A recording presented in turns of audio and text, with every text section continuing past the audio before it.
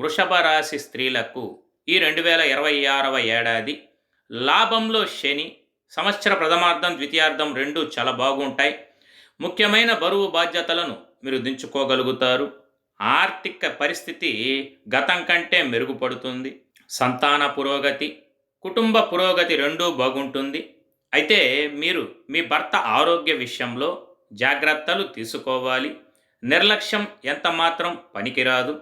అలాగే మీ సంతానం జీవితంలో స్థిరపడటం మీకు మానసిక సంతోషానికి కారణమవుతుంది. వంశ వృద్ధి అనేది జరుగును.